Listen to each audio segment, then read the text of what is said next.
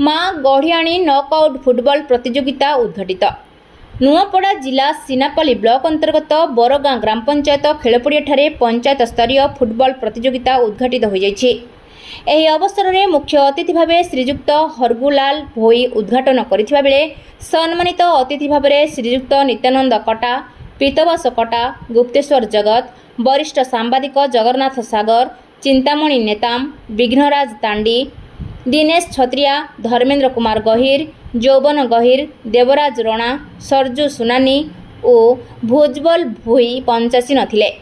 माँ गढ़ियाणी फुटबॉल खेलाड़ी कमिटीर सभापति श्रीजुक्त जगदीश नाग, संपादक सत्य भोई, कोषाध्यक्ष लोचन ठेला समेत कमिटीर तोफान ठेला, धनीराम ठेला, पप्पू भोई, अमूल्य भोई, भोदेव, गजेन्द्र, पंचानन, महेन्द्र, प्रदीप नवकुमार उपस्थित थिले। उद्घाटनी दिवसर मैच रे बंकापुर और चटियागुड़ा एकादश मध्य अनुष्ठित होइतिला। एथिरे चटियागुड़ा प्लांटिंग शूट रे 3-2 गोल रे बाजीमात मारी विजयी होइतिले। द्वितीय मैच रे कोपिया और मांडियारुचा एकादश मध्य मुकाबला होइतिला। एथिरे कोपिया दल प्लांटिंग रे 3-2 गोल रे बाजीमात मारी विजय लाभ करितिला।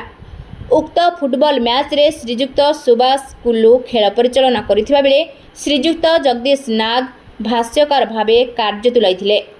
सहयोगी खेल परिचालक भावरे मनोज दास और सत्य भोई, निरंजन कांड सहयोग करथिले। प्रथम दिन रे मैच रे प्राय 3000 अधिक दर्शक उपस्थित रही खेलाड़ी मानकु उत्साहित करथिले। नुआपड़ा जिल्लारू देवराज रणा रिपोर्ट, ज्योतिप्रभा न्यूज।